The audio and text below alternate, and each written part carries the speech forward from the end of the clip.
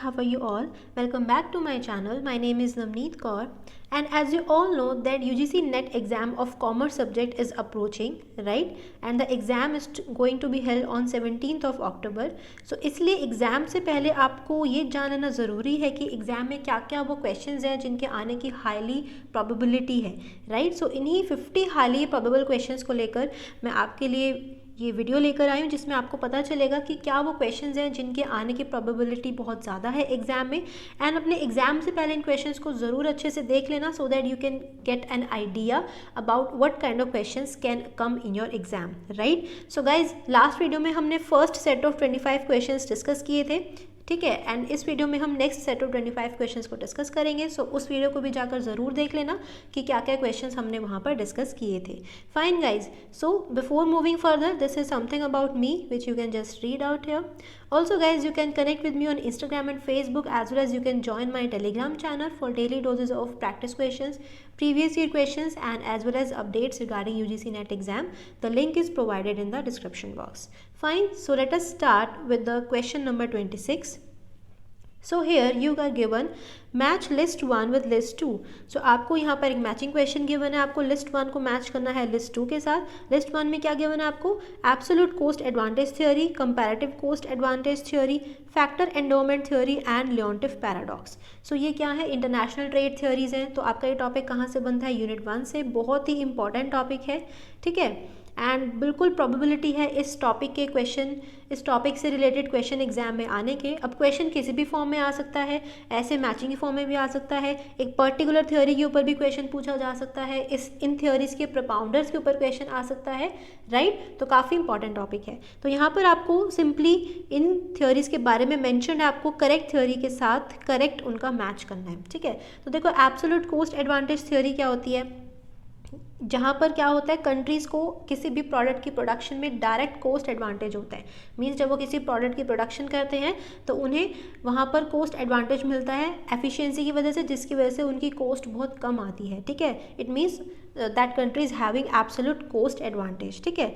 तो यहाँ पर 1 मैचेस विद बी, तो बी के साथ आपका 1 मैच हो जाएगा, ठीक है? कंपैरेटिव कोस्ट एडवांटेज थ्योरी में क्या होता है कि जहाँ पर एक कंट्री को उस प्रोडक्ट को प्रोड्यूस करना चाहिए एज वेल एज एक्सपोर्ट करने के बारे में सोचना चाहिए जिस प्रोडक्ट की रिलेटिव एडवांटेज ज़्यादा है। मीन्स अगर 2 प्रोडक्ट्स के साथ कंपैरिजन किया जाए, 2 प्रोडक्ट्स में से किसी एक प्रोडक्ट में उस कंट्री को ज़्यादा बेनिफिट मिलता है प्रोडक्शन करने का, तो उसको उसी प्रोडक्ट को प्रोड्यूस करना चाहिए, ठीक है? एंड उसी को फिर एक्सपोर्ट करना चाहिए। So this is comparative cost advantage theory.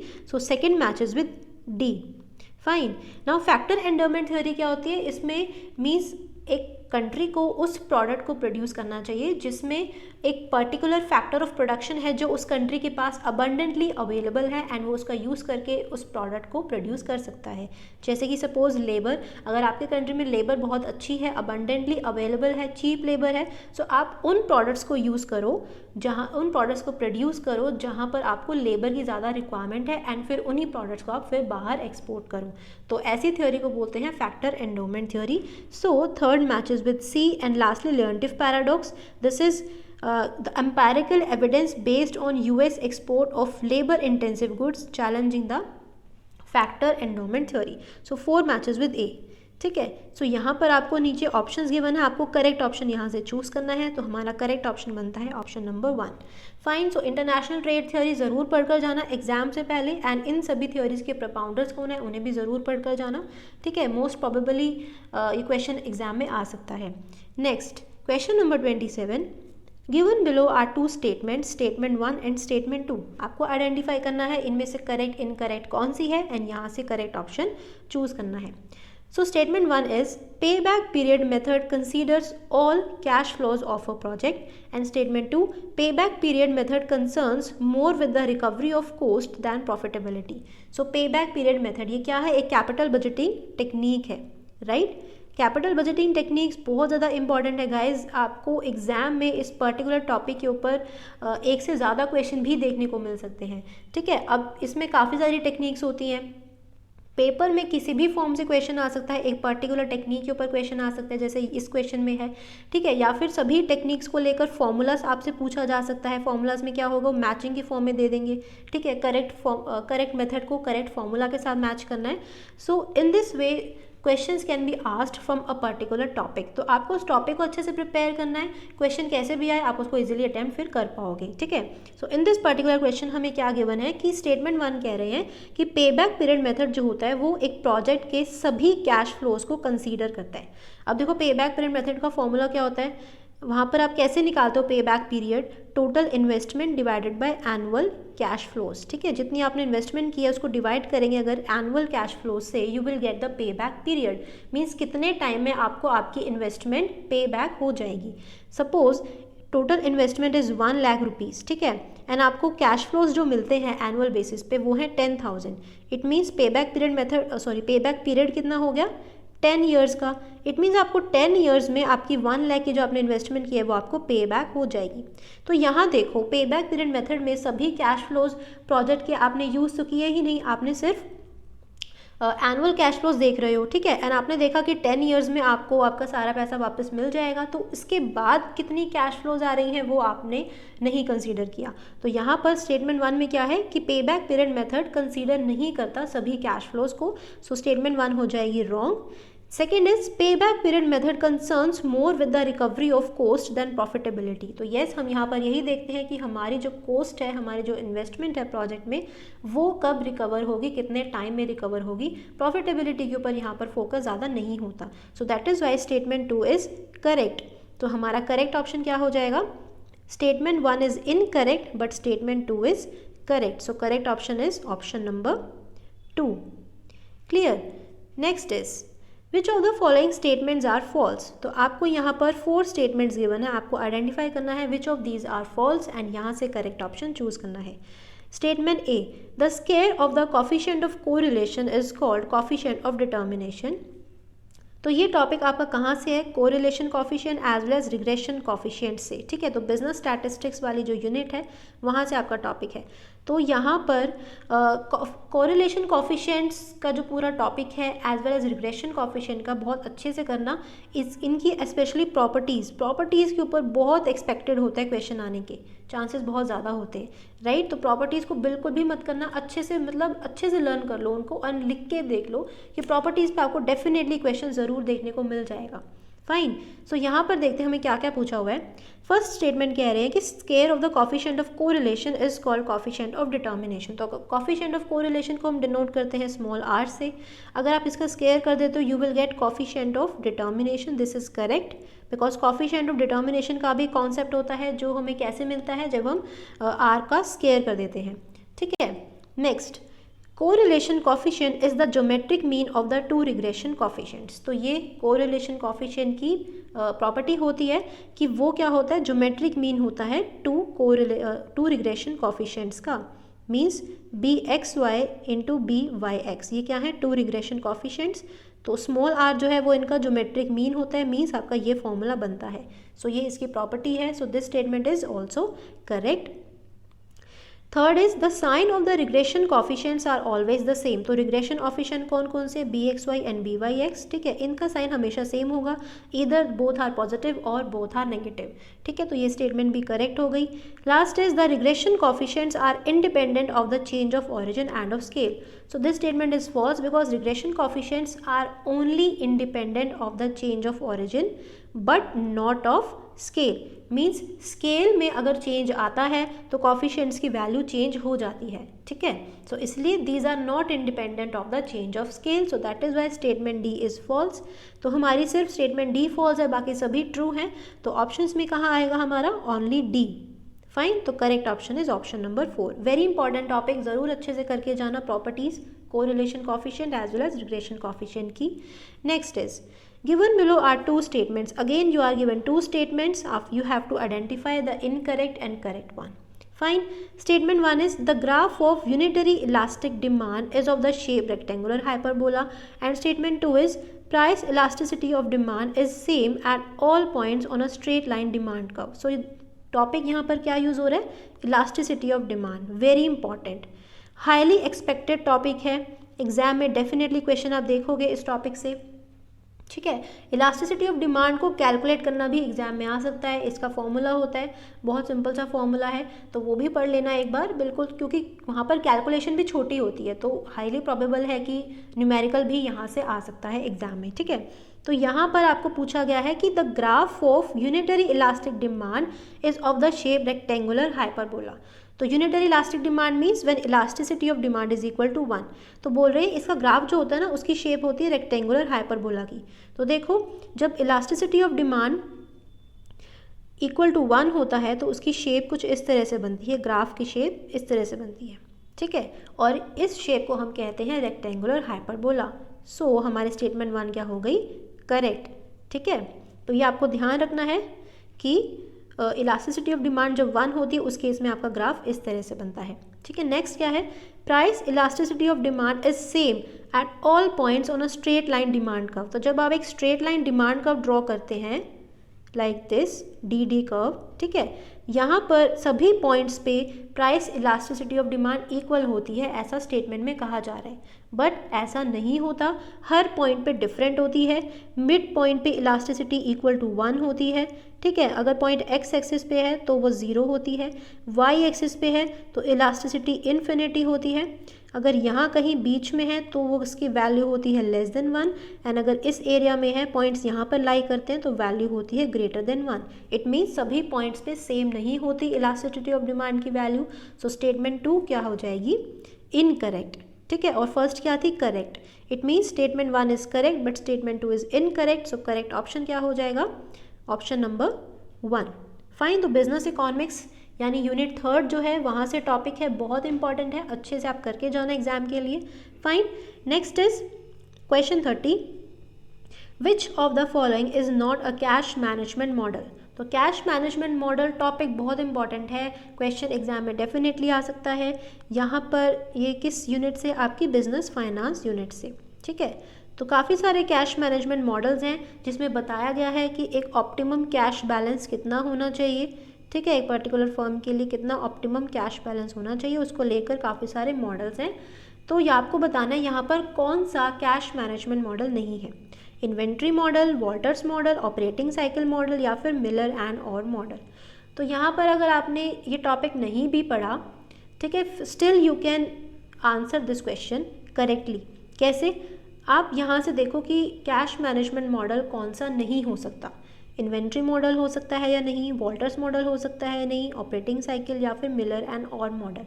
अगर आपने डिविडेंड थ्योरी वाला कॉन्सेप्ट पढ़ा होगा, ठीक है, डिविडेंड थ्योरी को एक्सप्लेन करते हुए कितने सारे मॉडल्स, अगर आपने वो मॉडल्स पढ़े होंगे then you will be able to answer this question correctly, because dividend theory models काफ़ी सारे, जैसे कि वॉल्टर्स मॉडल है एक, तो गॉर्डन्स मॉडल है, ठीक है, और एक MM मॉडल है। ये 3 मॉडल्स हैं जो कि डिविडेंड थ्योरी को एक्सप्लेन करते हैं कि एक फर्म को क्या डिविडेंड पॉलिसी फॉलो करनी चाहिए।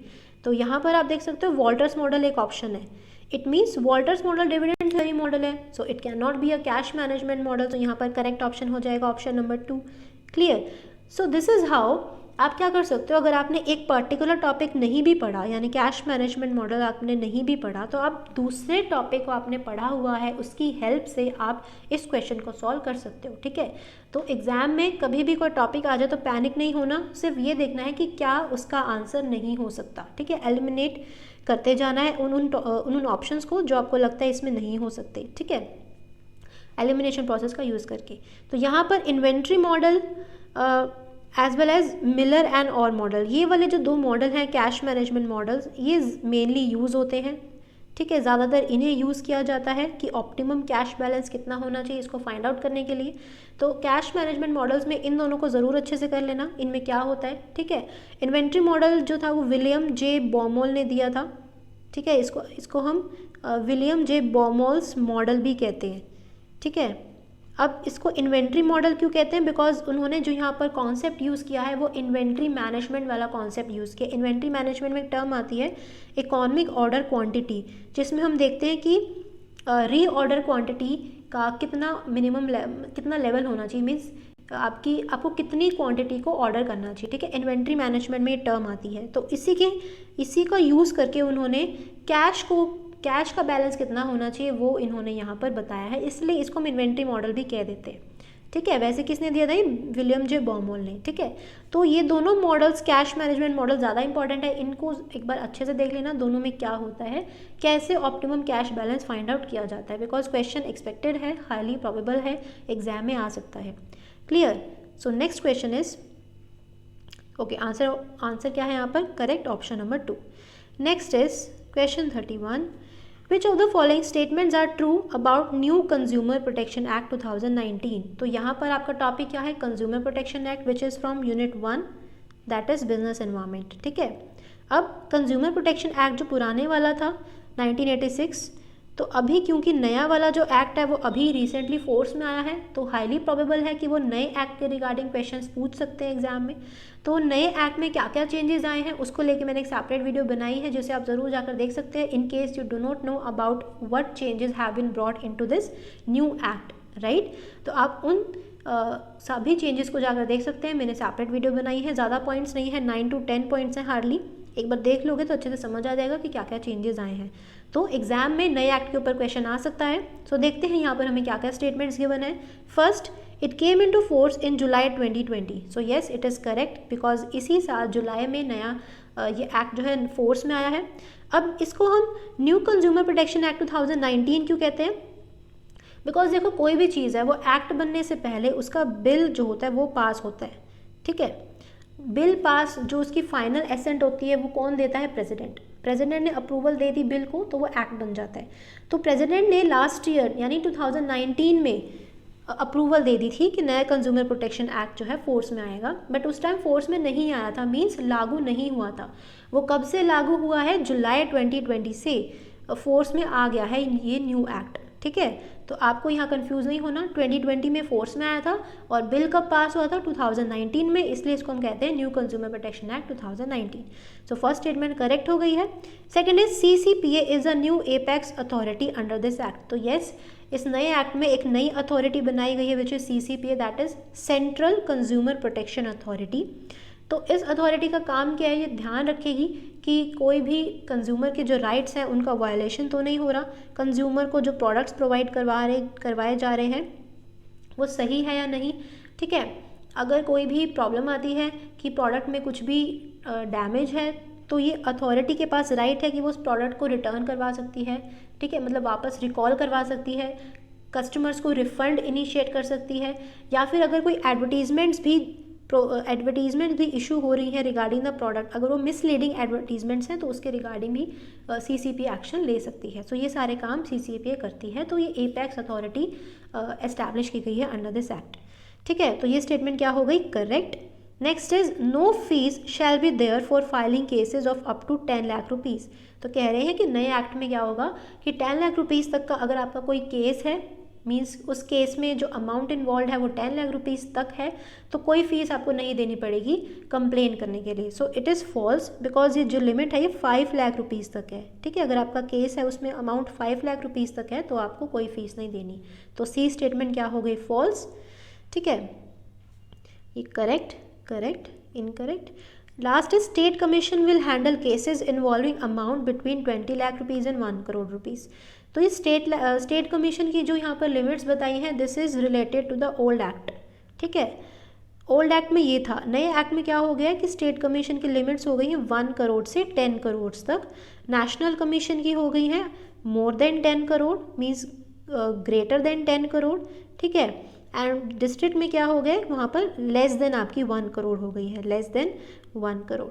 ठीक है, तो ये नई लिमिट्स हैं। पुरानी लिमिट्स आपको यहाँ क्वेश्चन में गिवन है, सो ये क्या हो गई है? फॉल्स, क्योंकि इन्होंने पूछा है कि नए एक्ट के अकॉर्डिंग आपको बताना है।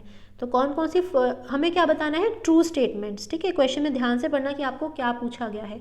ट्रू स्टेटमेंट्स बतानी है, वो कौन कौन सी है? A and B। A and B options में कहाँ है? Option number 2। सो हमारा करेक्ट ऑप्शन हो जाएगा option number 2। Clear? Next question 32, which of the following statements is false? So again you are given 4 statements, you have to identify the false statement here. First is effective dividend policy is an important tool to achieve the goal of wealth maximization. Correct, because dividend policy अगर effective होगी तो आपका जो wealth maximisation का goal है, means share holders की wealth को increase करना है, वो फुलफिल होता है। It is correct. Next is according to Walter the optimal payout ratio for a growth firm is 100%। So ये क्या है? वॉल्टर ने जो मॉडल दिया था, कौन सा मॉडल? डिविडेंड थ्योरी मॉडल, कि क्या एक फर्म को डिसीजन लेना चाहिए regarding the dividends. Means firm अगर जो भी प्रॉफिट्स अर्न कर रही है उसका कितना पोर्शन उसको रिटेन करना चाहिए एंड कितना पोर्शन उसको डिविडेंड के फॉर्म में शेयर होल्डर्स को पे आउट करना है। तो इन डिविडेंड डिसीजन के रिगार्डिंग अलग अलग मॉडल्स हैं, जिसमें से एक मॉडल था जो वॉल्टर ने दिया था। तो सभी मॉडल्स को फ्रेंड्स अच्छे से पढ़कर जाना, मैं बिल्कुल बोल रही हूँ, dividend theory models are very important. ठीक है, 3 मॉडल्स हैं, मैंने पहले भी बताया आपको, वॉल्टर्स मॉडल, गॉर्डन्स मॉडल, ठीक है, एंड MM मॉडल, ये 3 मॉडल्स हैं। ठीक है, तो वॉल्टर्स के अकॉर्डिंग कह रहे हैं कि द ऑप्टिमल पे out ratio for a growth firm is 100%। पे आउट रेशो मतलब कितना प्रॉफिट्स का पोर्शन शेयर होल्डर्स को डिविडेंड की फॉर्म में देना है। तो कह रहे हैं कि वॉल्टर ने कहा था कि एक ग्रोथ फर्म के केस में ऑप्टिमल पे आउट रेशो 100% होता है। तो देखो ये कैसे हो सकता है? अगर एक फर्म ग्रोथ फर्म है, ग्रोथ फर्म का मतलब क्या है? उसके पास बहुत सारी अपॉर्चुनिटीज़ हैं, मीन्स वो अलग अलग जगह पर इन्वेस्ट कर सकती है एंड उसको वहाँ से अच्छे रिटर्न्स मिल सकते हैं। ये ग्रोथ फर्म हो गई। तो एक ग्रोथ फर्म के लिए पे आउट रेशो 100% कैसे हो सकता है? अगर उसके पास अपॉर्चुनिटीज़ हैं तो प्रॉफिट्स को डिविडेंड के फॉर्म में शेयर होल्डर्स को क्यों देगी? वो तो अपने पास रिटेन करके रखेगी ताकि वो इन्वेस्टमेंट्स में आगे, प्रोजेक्ट्स में आगे इन्वेस्ट कर सके, राइट। तो यहाँ पर अगर आपने वॉल्टर्स मॉडल नहीं भी पढ़ा, फिर भी आप यहाँ से कॉमन सेंस का यूज़ करके इसको बता सकते हो कि स्टेटमेंट करेक्ट है या इनकरेक्ट। ठीक है, तो स्टेटमेंट क्या हो गई? इनकरेक्ट, बिकॉज 100% तो नहीं होगा। ठीक है, वैसे क्या होता है यहाँ पर? 0% होता है। वॉल्टर ने कहा है कि अगर एक ग्रोथ फर्म है तो उसका ऑप्टिमल पे आउट रेशो 0% होना चाहिए, मीन्स उसको कुछ भी डिविडेंड की फॉर्म में शेयर होल्डर्स को नहीं देना, ऐसा वॉल्टर ने कहा था। तो स्टेटमेंट 2 क्या हो गई? Incorrect. Next, MM model asserts that the value of the firm is not affected whether the firm page dividend और नॉट। तो MM मॉडल ने कहा था कि फर्म की वैल्यू अफेक्ट नहीं होती अगर वो डिविडेंड दे या ना दे। तो येस, MM मॉडल जो है वो इररेलेवेंस को ही शो करते हैं कि फर्म की वैल्यू पे कोई फ़र्क नहीं पड़ता वो डिविडेंड दे या ना दे। So it is correct. ठीक है, last is Last is bird in the hand theory in reference to dividend decision has been developed by Myron Gordon. So yes, Gordon's model जो है उसे हम bird in the hand approach भी कहते हैं, because Gordon ने theory में बताया था कि शेयर होल्डर्स जो है they are risk averse, means उनको रिस्क रहता है, वो चाहते हैं कि उनको डिविडेंड आज ही मिल जाए बजाय कि फ्यूचर में उनको इन्वेस्टमेंट में इन्वेस्ट करके जो प्रॉफिट्स होएगा उस फॉर्म में उनको डिविडेंड मिले। वो चाहते हैं कि उनको प्रेजेंट में ही मिल जाए, means bird in the hand, means अगर हाथ में उनको आज ही मिल जाता है dividend, then they are satisfied as compare to dividend in future. ठीक है, तो ये बात किसने कही थी? गॉर्डन ने। सो गॉर्डन्स मॉडल को bird in the hand approach भी कहते हैं। सो इट इज़ करेक्ट। ठीक है, तो अगर आपने मेरी पार्ट 1 वाली वीडियो देखी है जिसमें हमने फर्स्ट 25 क्वेश्चन डिस्कस किए थे, तो उसमें एक मैचिंग क्वेश्चन था जिसमें हमें मैच करना था। तो उसमें एक पोर्शन था गॉर्डन्स मॉडल को आपको मैच करना था किसके साथ? Bird in the hand approach के साथ। ठीक है, तो ऐसे भी क्वेश्चन आ सकता है, तो अच्छे से करना है। डिविडेंड थ्योरी मॉडल्स को बहुत इंपॉर्टेंट है। तो यहाँ पर फॉल्स स्टेटमेंट कौन सी थी हमारी? सेकंड वाली, क्योंकि यहाँ पर 100% नहीं 0% होगा ऑप्टिमल पे out ratio. So correct option is option number 2। Fine, next, which of the following statements is incorrect about GST act. So guys GST के ऊपर क्वेश्चन आ सकता है। अब ये आपका टॉपिक कहाँ से बनता है? यूनिट 9 से।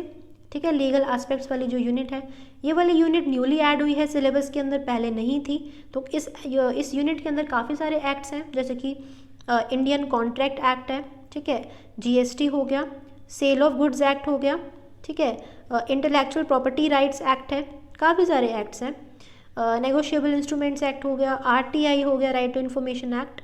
तो अब यहाँ पर कुछ नहीं कह सकते कि एग्जामिनर किस एक्ट से क्वेश्चन दे दे, बिकॉज जिन एक्ट से क्वेश्चन जून 2019 में आए थे वो दिसंबर 2019 में उनमें से नहीं आए थे। ठीक है, अगर मैं बात करूँ दिसंबर 2019 की, तो वहाँ पर सेल ऑफ गुड्स से 3 क्वेश्चन आए हुए थे, सेल ऑफ गुड्स एक्ट से, जबकि उसमें से कोई भी क्वेश्चन आई थिंक जून 2019 में नहीं आया था। एंड जून 2019 में आपका GST से रिलेटेड क्वेश्चन आया था, बट दिसंबर 2019 में नहीं आया था। तो आपका एक्ट जो है वो उसमें हम कुछ नहीं बता सकते वो किस एक्ट से क्वेश्चन दे दें। तो जीएसटी एक्ट क्योंकि न्यूली अभी ये सिलेबस में भी ऐड हुआ एज वेल एज ये एक्ट भी न्यू एक्ट है, ठीक है, अभी 2017 में ही ये फोर्स में आया था। तो चांसेस हैं कि अगर दिसंबर में इस पे से क्वेश्चन नहीं आया तो इस बार क्वेश्चन आ सकता है। तो जीएसटी को एक बार इसका ओवरव्यू ज़रूर पढ़ लेना, ठीक है, क्या होता है ये। तो इस क्वेश्चन में देखते हैं कि हमें क्या गिवन है। Which of the following statements is incorrect about GST act. तो आपको कुछ यहाँ स्टेटमेंट्स गिवन है, आपको बताना है इनकरेक्ट कौन सी है। First is CGST is a tax collected by the central government for an interstate sale, SGST is tax collected by state government on an intrastate sale, and IGST is a tax collected by the central government on an intrastate sale. तो guys GST act में जो basic चीज़ है वहाँ पर एक चीज़ आप पढ़ोगे, ये क्या होता है, ड्यूअल जीएसटी मॉडल इसके अंदर यूज़ होता है, ठीक है। जीएसटी तो पता है ना सभी को कि इनडायरेक्ट टैक्सेशन सिस्टम को इसने रिप्लेस किया, जो काफ़ी सारे इनडायरेक्ट टैक्सेस थे like sales tax, excise duty, ठीक है, काफ़ी सारे एक्ट्स थे, टैक्स थे, वैट हो गया, इनडायरेक्ट टैक्सेस को रिप्लेस करके एक टैक्स हो गया which is GST, goods and services tax, ठीक है। तो यहाँ पर जो जीएसटी प्रोडक्ट्स के ऊपर लगाया जाता है, गुड्स के ऊपर लगाया जाता है, वो जो जीएसटी यहाँ पर यूज़ होता है वो ड्यूअल जीएसटी मॉडल यूज़ होता है। मींस एक होता है सीजीएसटी, एक होता है एसजीएसटी।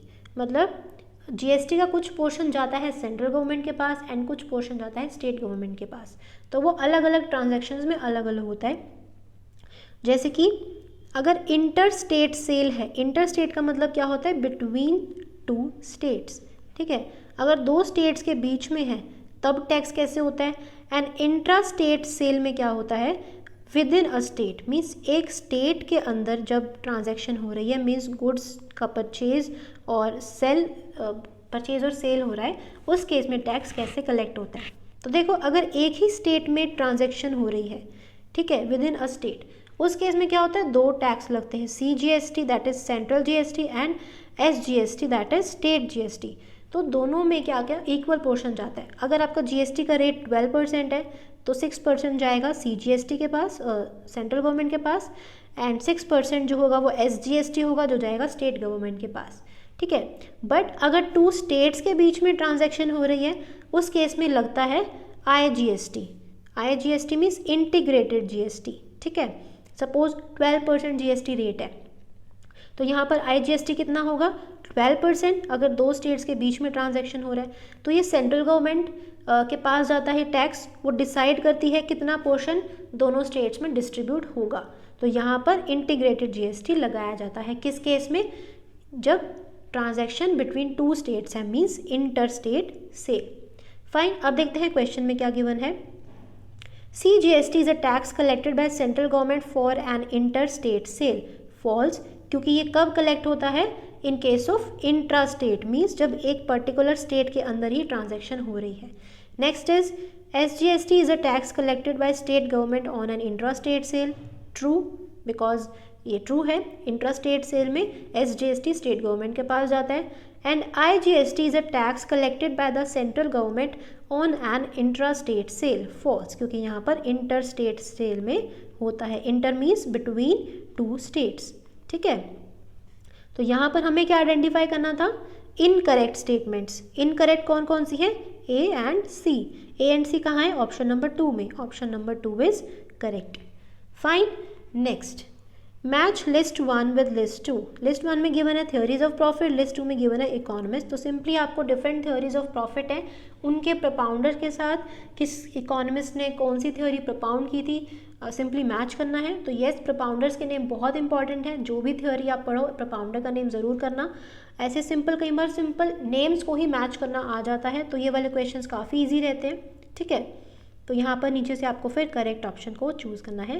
सो देखो, रेंट थ्योरी ऑफ प्रॉफिट किसने दी थी, हॉले ने दी थी, ठीक है। इनोवेशन थ्योरी ऑफ प्रॉफिट दी थी जोसेफ शम्पीटर ने।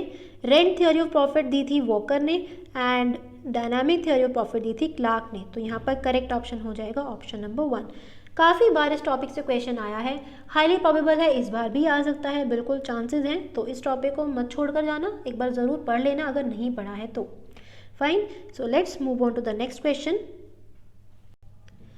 Under which of the following approaches the cost of equity is assumed to increase linearly with leverage? That is, the average cost of capital remains constant with increased use of leverage. Net operating income approach, net income approach, traditional approach या फिर MM approach. सो ये topic यहाँ पर क्या use हो रहा है? Capital structure theories. बहुत इंपॉर्टेंट है. कैपिटल स्ट्रक्चर थ्योरीज पे क्वेश्चन हाईली एक्सपेक्टेड है, हमेशा आता ही आता है. तो थ्योरीज को ज़रूर अच्छे से कर लेना. हर एक थ्योरी में क्या मेन पॉइंट है इसको भी ज़रूर पढ़ना है. एंड कैपिटल स्ट्रक्चर थ्योरीज कितनी है? टोटल 4 है ये. इनके नेम्स भी ज़रूर पता होने चाहिए, बिकॉज कई बार नेम ही सिंपली आइडेंटिफाई करना आ जाता है. ठीक है, तो नेम्स भी अच्छे से कर लेना. एंड इनमें क्या क्या होता है ज़रूर कर लेना, बिकॉज जैसे यहाँ पर आपको एक पर्टिकुलर थ्योरी के ऊपर क्वेश्चन आया है, एग्जाम में बिल्कुल ऐसे भी आ सकता है. ठीक है, तो ये टॉपिक कहाँ से? आपका बिजनेस फाइनेंस से. फाइन. नाउ यहाँ पर क्या पूछा गया आपसे?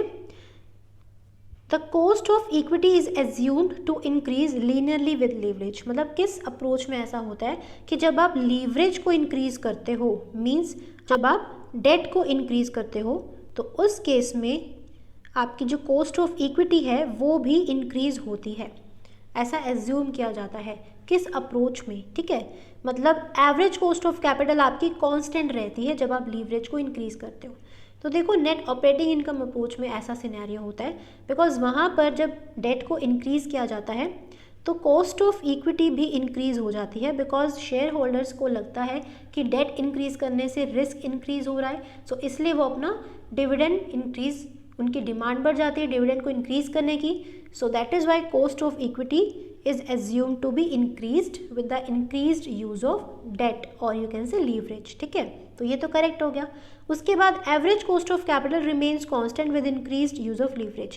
तो average cost of capital constant कैसे होती है? बिकॉज अगर आप डेट को इंक्रीज करते हो तो क्योंकि डेट एक चीपर सोर्स ऑफ फंड्स होता है as compare to cost of equity, तो वहाँ पर क्या होती है? आपकी डेट की कॉस्ट तो कम होती है, बट कॉस्ट ऑफ इक्विटी आपकी इंक्रीज हो रही है, बिकॉज शेयर होल्डर्स को वहाँ पर रिस्क लग रहा है. तो वहाँ पे क्या होएगा? आपका जो डेट की कॉस्ट डिक्रीज हो रही है, it will exactly offset with the increase in cost of equity.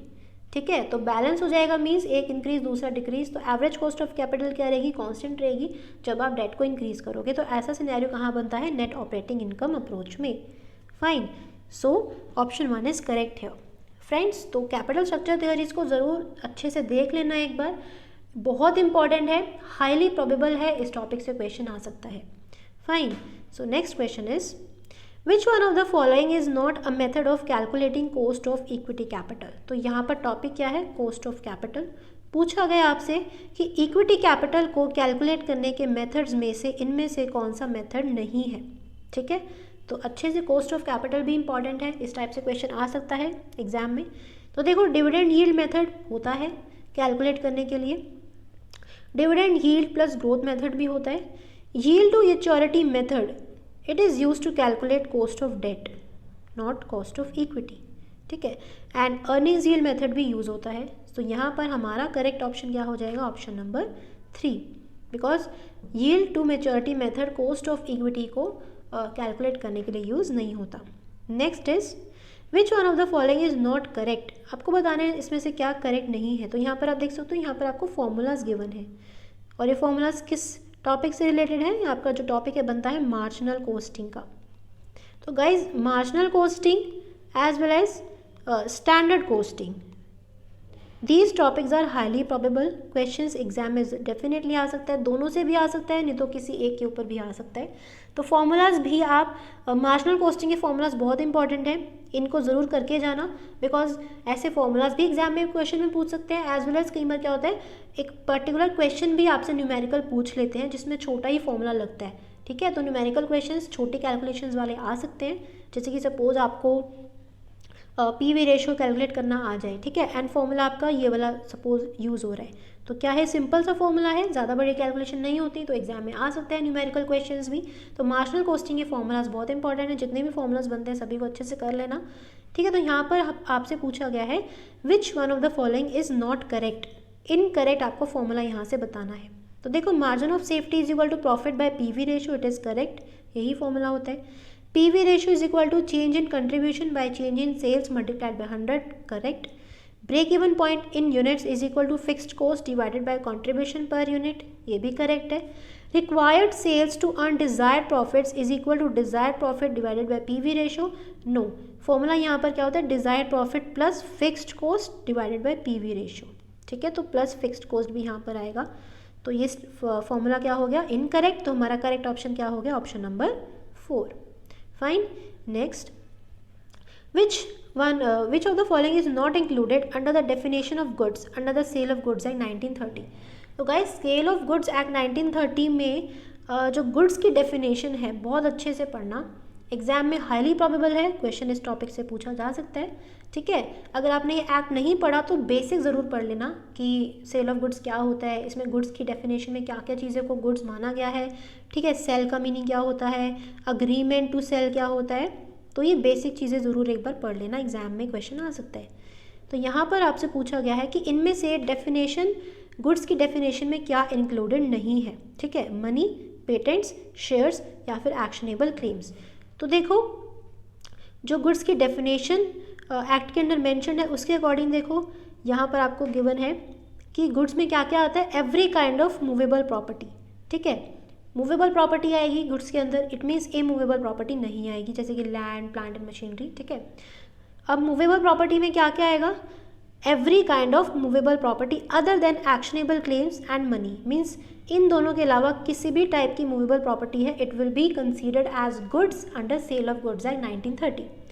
तो यहाँ पर क्या क्या इसमें इंक्लूड होगा, stocks, shares, growing crops, grass and other such items, ठीक है, तो ये सारी चीज़ें गुड्स का पार्ट है अंडर दिस एक्ट।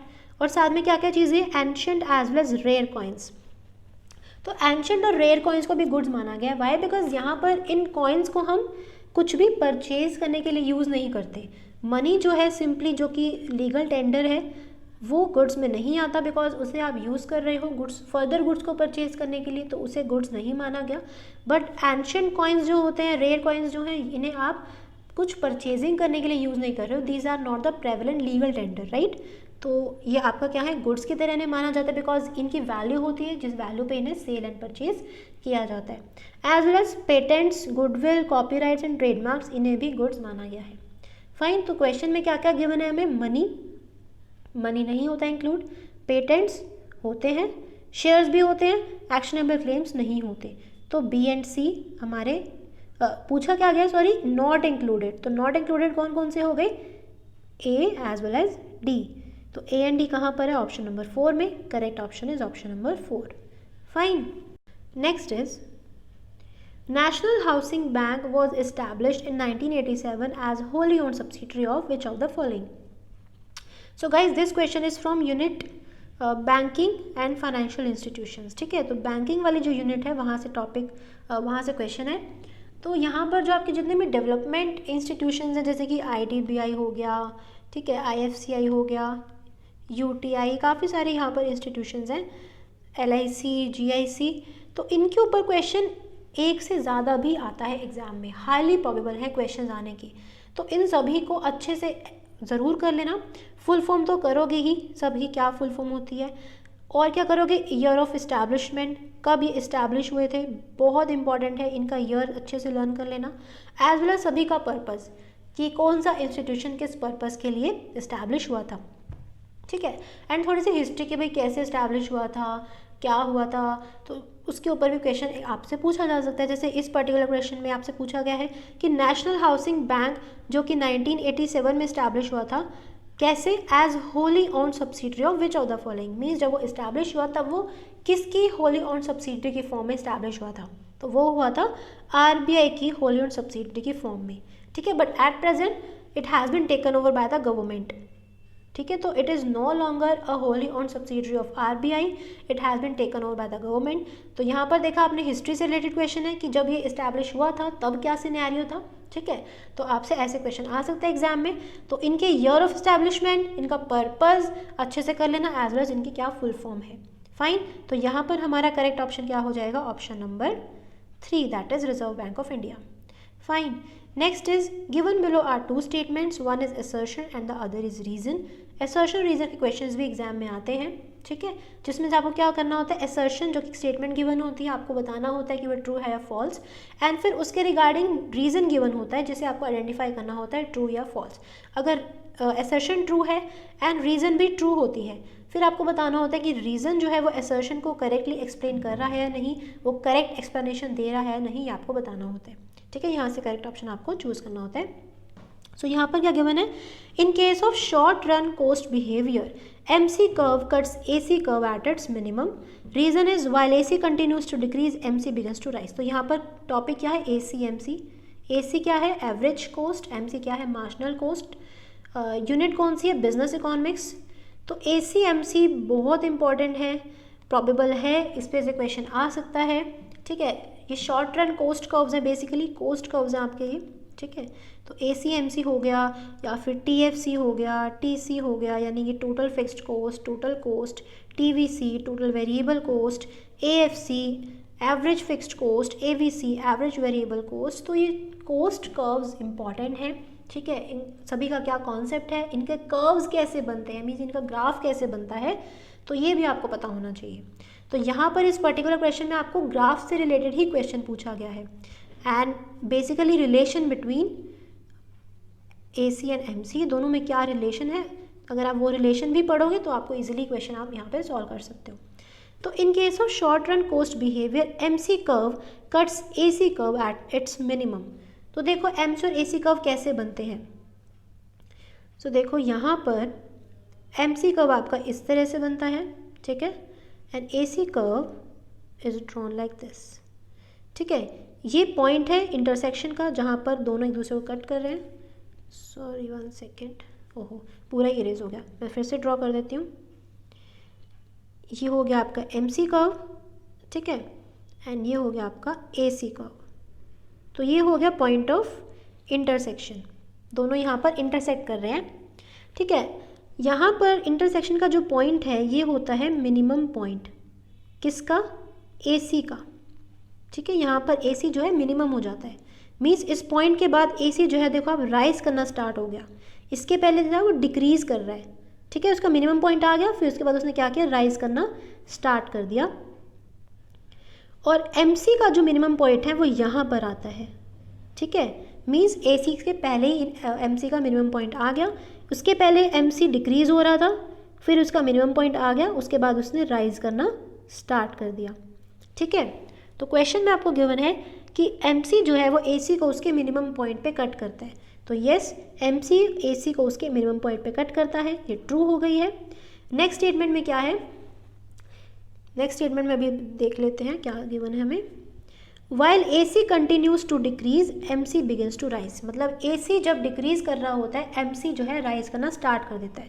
अब मुझे यहाँ पे दोबारा ड्रॉ करना पड़ेगा, 1 सेकेंड। ठीक है, उन्होंने बोला कि जब MC आपका डिक्रीज़ कर रहा होता है, सॉरी AC डिक्रीज़ कर रहा होता है, MC राइज करना स्टार्ट कर देता है। AC आपका अभी डिक्रीज़ ही कर रहा है और MC ने राइज करना स्टार्ट कर दिया। यस, ये ट्रू है। कैसे, देखो AC आपका यहाँ पे डिक्रीज़ कर रहा है, ठीक है, वो इस पॉइंट तक अभी डिक्रीज़ ही हो रहा है, बट MC आपका सिर्फ यहाँ पे डिक्रीज़ होना बंद हो जाता है, बिकॉज यहाँ पर उसका मिनिमम पॉइंट आ गया और वो यहाँ से इंक्रीज़ होना स्टार्ट हो गया। इट मीन्स जब AC आपका डिक्रीज़ कर रहा था, यानी यहाँ पर MC ने राइज करना स्टार्ट कर दिया, बिकॉज ये देखो यहाँ पर AC डिक्रीज़ कर और MC ने यहाँ से राइज करना स्टार्ट कर दिया। सो ये स्टेटमेंट भी क्या हो गई, करेक्ट, और एक करेक्टली रीज़न को असर्शन को एक्सप्लेन कर रहा है कि जब MC जो है AC को उसके मिनिमम पॉइंट पे कट करती है तो ही AC जो है वो डिक्रीज़ करना अभी कर रहा होता है और MC जो है पहले ही राइज कर देता है, बिकॉज उस MC का मिनिमम पॉइंट पहले ही आ जाता है। So both are true and R is the correct explanation of A. So correct option here is option number 1. Fine. Next, if the risk-free return is 6% and beta value is 1.5 and the market rate of return is 10%, the expected rate of return would be. तो आपको यहाँ पर एक numerical question given है, आपको यहाँ पर risk free return given है, बीटा वैल्यू गिवन है, market rate of return given है, expected rate of return find out करना है। तो ये जो टॉपिक है आपका वो कहाँ से है, capital asset pricing model, that is CAPM approach. तो ये अप्रोच किस लिए यूज़ होती है? रिस्क एंड रिटर्न को एनालाइज करने के लिए। एक पर्टिकुलर प्रोजेक्ट में रिस्क, एक पर्टिकुलर सिक्योरिटी में अगर इन्वेस्ट किया जाए तो वहाँ पर कितना रिस्क है एंड कितना रिटर्न मिलता है, ठीक है, ये एनालिसिस किया जाता है CAPM अप्रोच में। तो इसको एनालाइज करने के लिए हम expected rate of return find out करते हैं on the basis of these information, ठीक है। और इसका कैलकुलेट करने का फॉर्मूला क्या होता है? Expected rate of return is equal to risk free rate of return plus beta value multiplied by market rate of return minus risk free rate of return. So this is a formula, learn कर लो, exam में question आ सकता है इसके ऊपर, ठीक है। तो एक्सपेक्टेड रेट ऑफ रिटर्न कैसे फाइंड आउट होता है? Risk free rate of return given है 6% प्लस बीटा वैल्यू क्या गिवन है 1.5, मार्केट रेट ऑफ रिटर्न कितना है 10%, risk free rate of return 6%। इसको जब आप सॉल्व करोगे you will get the value 12%, ठीक है। तो आपको expected rate of return find out करना आ सकता है और ये पता होना चाहिए कहाँ यूज़ होते हैं? CAPM अप्रोच में, जिसमें हम क्या करते हैं? रिस्क एंड रिटर्न को एनालाइज करते हैं। जब एक पर्टिकुलर सिक्योरिटी में आपको इन्वेस्ट करना हो तो रिस्क और रिटर्न कितना रहेगा वहाँ पर, इसको एनालाइज किया जाता है इन CAPM अप्रोच। सो यहाँ पर करेक्ट ऑप्शन क्या है? Option number 2। Clear? Next, so which of the following statements are correct regarding Reserve Bank of India? तो देखो फ्रेंड्स, RBI के ऊपर क्वेश्चन हाईली एक्सपेक्टेड है, एग्जाम में बिल्कुल आता है। सिंपल RBI के ऊपर क्वेश्चन आ जाता है, ठीक है। RBI से रिगार्डिंग आपसे क्वेश्चन पूछा जाता है, कुछ स्टेटमेंट्स दे दी जाती हैं, तो बहुत अच्छे से आप RBI के टॉपिक को अच्छे से करना, ठीक है। ये कब इस्टेब्लिश हुआ था इसकी कुछ हिस्ट्री कर लेना एक बार, ये कब इस्टेब्लिश हुआ था, कैसे हुआ था, देन ये क्या क्या फंक्शंस परफॉर्म करता है एज अ सेंट्रल बैंक, क्योंकि RBI क्या है? Central bank. तो फंक्शंस एज सेंट्रल बैंक की क्या क्या परफॉर्म करता है अच्छे से कर लेना, फंक्शंस के ऊपर क्वेश्चन आ सकता है, ठीक है। एंड यहाँ पर वो मनी सप्लाई को कंट्रोल करने के लिए क्या क्या इंस्ट्रूमेंट्स का यूज़ करता है, क्या क्या टेक्निक्स का यूज़ करता है, जैसे कि CRR हो गया, SLR हो गया, ये सारे टर्म्स हैं यहाँ पर यूज़ होती है, इनको भी एक बार पढ़कर ज़रूर जाना। फाइन, तो देखते हैं हमें यहाँ पर क्या गिवन है। RBI was set up in 1935 under the RBI Act 1934. It is correct. Next, RBI influences the savings and investments in the economy through fiscal policy. So false. Because fiscal policy नहीं बल्कि monetary policy के through RBI जो है वो investments और savings को influence करता है। मीन्स जब वो CRR हो गया या फिर SLR हो गया, इनको जब चेंज करता है तो वो सेविंग्स और इन्वेस्टमेंट्स को इन्फ्लुएंस करता है, that is through monetary policy and not fiscal policy. Third is RBI has been under the ownership of government since the year 1950। Means 1950 से RBI जो है वो गवर्नमेंट ऑफ इंडिया की ऑनरशिप में है। इट इज़ फॉल्स, बिकॉज 1950 नहीं बल्कि 1949 से है, बिकॉज 1949 में RBI का जो था वो नेशनलाइजेशन हो गया था, गवर्नमेंट ने उसको टेक ओवर कर लिया था, उसके पहले वो एक प्राइवेट एंटिटी थी, ठीक है। कब इस्टेब्लिश हुआ था? 1935 में, मीन्स 1935 में तो इस्टेब्लिश हो गया था, 1949 में उसको टेक ओवर कर लिया गया था by the government.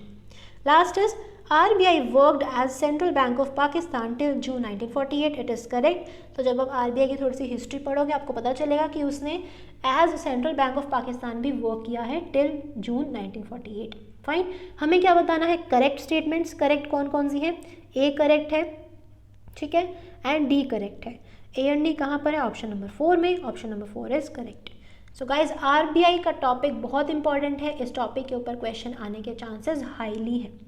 Fine, next is a market coverage strategy in which the company treats the entire market as one is called social marketing, relationship marketing, undifferentiated marketing and service marketing। तो types of marketing के ऊपर question हमेशा आता है। जितनी भी types की marketing है अच्छे से पढ़ लेना, कुछ खास मुश्किल नहीं होती है। मार्केटिंग तो वैसे भी इजी सा सब्जेक्ट है, ठीक है, बस पता होना चाहिए किस मार्केटिंग में क्या होता है। तो यहाँ पर आपसे पूछा गया है कि किस मार्केट स्ट्रैटेजी में कंपनी जो है इंटायर मार्केट को एक ट्रीट करती है, मीन्स वो पूरी मार्केट को एक ही ट्रीट करती है, पूरी मार्केट को एक ही प्रोडक्ट प्रोवाइड करवाती है, मीन्स वो सेगमेंटेशन नहीं करती, ठीक है, मार्केट्स को डिवाइड नहीं करती, सेगमेंटेशन नहीं करती, एक ही प्रोडक्ट जो है पूरी मार्केट में प्रोवाइड करवाती है। ऐसा कौन सी स्ट्रैटेजी में होता है? सोशल मार्केटिंग में, रिलेशनशिप में, अनडिफरेंशिएटेड में या फिर सर्विस में? तो देखो ऐसा होता है अनडिफरेंशिएटेड मार्केटिंग में, जहाँ पर कंपनी कोई डिफ्रेंशिएशन नहीं करती, पूरी मार्केट को एक सिंगल मार्केट लेके चलती है। जैसे कि सपोज कोका कोला क्या कर रहा है, उसने कुछ भी डिफ्रेंशिएट नहीं किया कि उसको बच्चों के लिए अलग बनानी है, ठीक है, सीनियर सिटीजन्स के लिए अलग बनानी है, एडल्ट्स के लिए अलग बनानी है, मेल्स के लिए अलग, फीमेल्स के लिए अलग, कोई भी सेगमेंटेशन मार्केट का किसी भी बेसिस पे नहीं किया, चाहे वो एजुकेशन के बेसिस पे, चाहे वो फैमिली इनकम के बेसिस पे, चाहे वो एरिया के बेसिस पे, नहीं, पूरी मार्केट को एक ही मान के चलता है और कोका कोला प्रोडक्ट प्रोवाइड करवाता है, बिल्कुल सेम है, कोई भी कहीं से भी बिलोंग करता है उसको यूज़ करता है। This is undifferentiated marketing. Social marketing में क्या होता है कि जो मार्केटिंग होती है it is for the whole society, मतलब सोसाइटी के लिए वो होती है, सोशल वेलफेयर के लिए होती है। एंड यहाँ पर किसी प्रोडक्ट को हम मार्केट नहीं करते, बल्कि हम किसको मार्केट करते हैं, वी मार्केट आइडियाज़ और यू कैन से बिहेवियर, ठीक है, जिसका फोकस होता है कि सोशल वेलफेयर को प्रमोट किया जाए। सपोज एंटी स्मोकिंग, आप एड्स दे रहे हो कि एंटी स्मोकिंग के रिगार्डिंग स्मोक नहीं करना चाहिए, ठीक है, और ये जो एड्स देते हैं ये मार्केटिंग कौन करता है, बेसिकली गवर्नमेंट करती है, NGOs करते हैं, ताकि सोसाइटी का वेलफेयर हो सके। जैसे कि स्वच्छ भारत अभियान, ठीक है, गवर्नमेंट की तरफ से है, यहाँ पर एक हैबिट इनकलकेट करना चाहती है गवर्नमेंट सोसाइटी में, लोगों में, कि वो क्लेanलीनेस को मेंटेन करके रखें, सफाई रखें, स्वच्छता रखें, राइट। तो ये क्या है, गवर्नमेंट कर रही है, मार्केटिंग कर रही है किस चीज़ की, बिहेवियर की, कि लोगों का बिहेवियर चेंज हो, ठीक है। तो इस टाइप की मार्केटिंग जो सोशल वेलफेयर के लिए होती है वो क्या होती है, social marketing.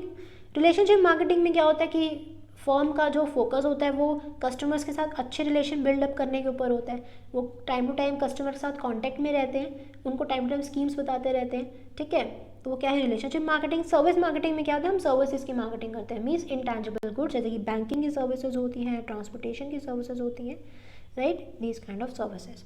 So types of marketing very important, highly probable है, क्वेश्चन आ सकता है। Next is, so option number 3 is correct, काफ़ी मैसी हो गया यहाँ पर, option number 3 is correct. Next is given below are 2 statement, statement 1 and statement 2। So again 2 statements given है, आपको बताना है इनकरेक्ट एंड करेक्ट।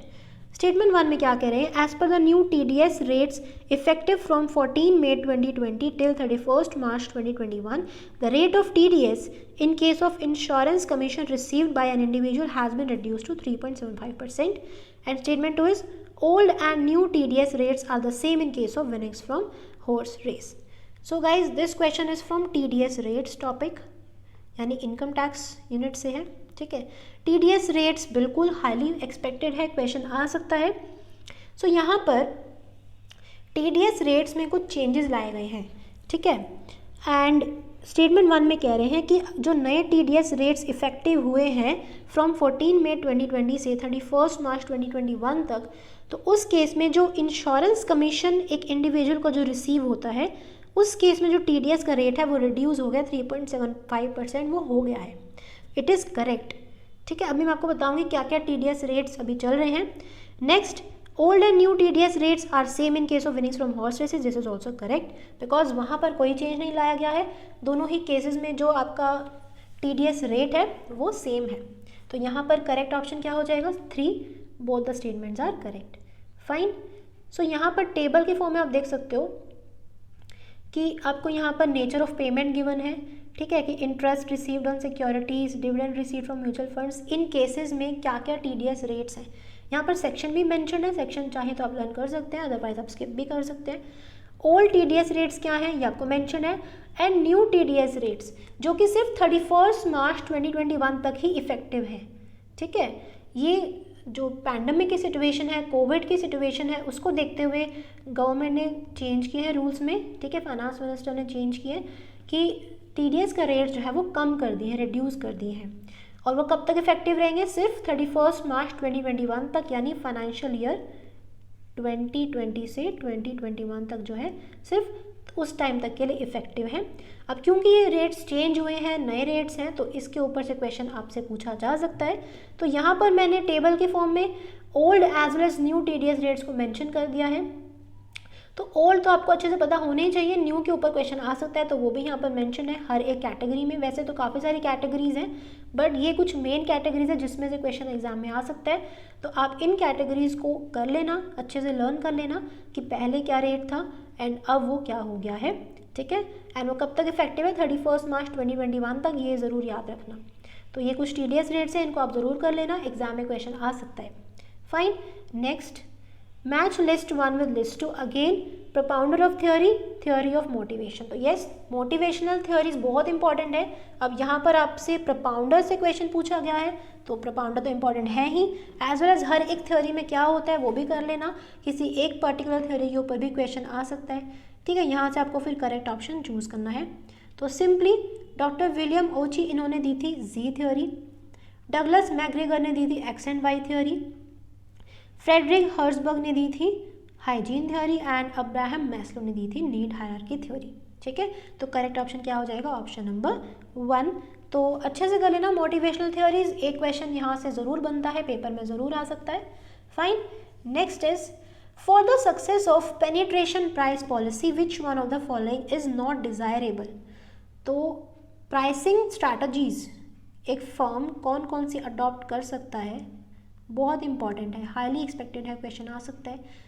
अब यहाँ पर किस स्ट्रैटेजी से क्वेश्चन आया, पेनिट्रेशन प्राइस पॉलिसी। वैसे काफ़ी सारी होती है, जैसे कि स्कीमिंग होती है, ठीक है, पीक लोड प्राइसिंग होती है, या फिर इनोवेशन प्राइसिंग होती है।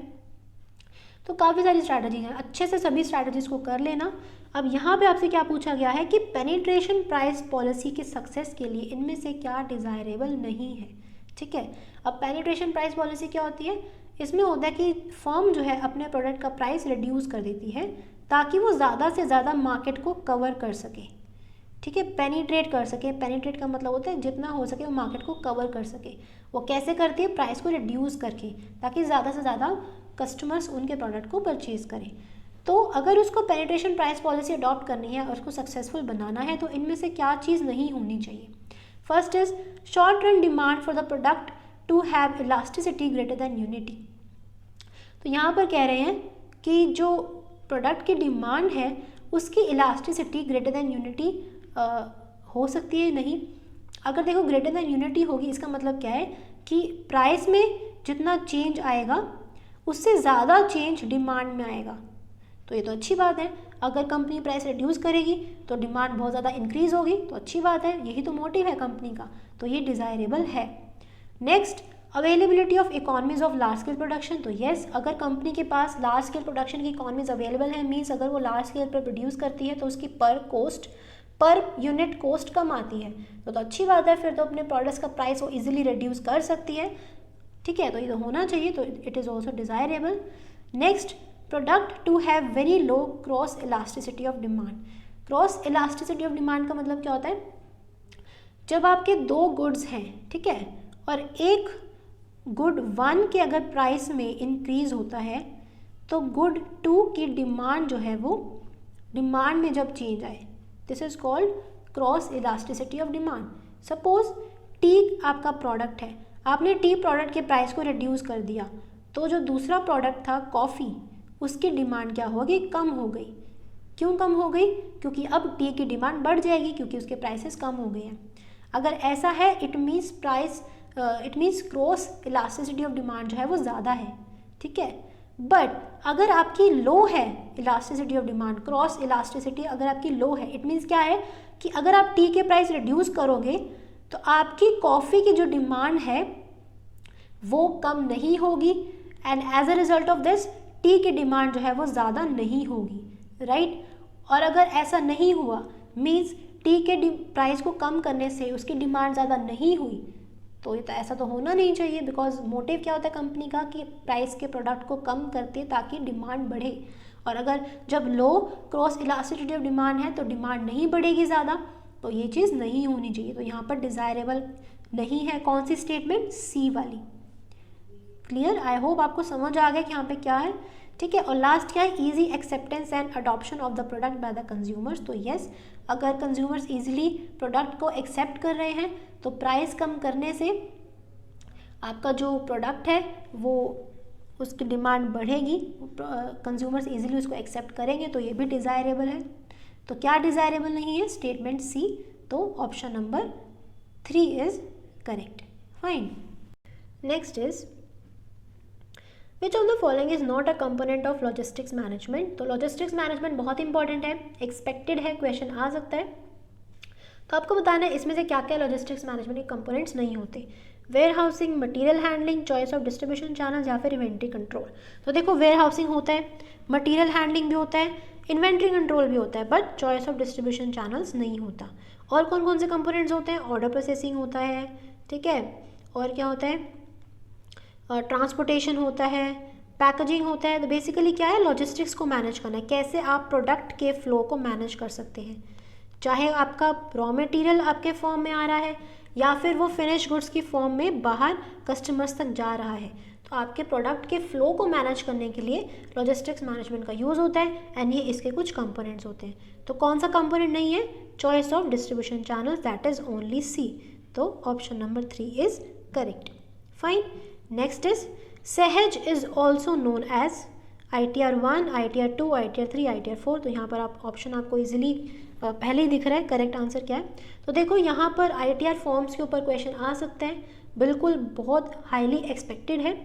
तो ITR 1 को हम कहते हैं सहज एंड ITR 4 को हम क्या कहते हैं, सुगम। ठीक है, तो आप ये भी ध्यान रखना। ठीक है, तो ITR फॉर्म्स के ऊपर क्वेश्चन हाईली एक्सपेक्टेड है, कर लेना इस टॉपिक को। नेक्स्ट इज ओके, यहाँ भी आपको ऑप्शन दिख रहा है correct answer. The kink demand curve model of oligopoly was developed bye.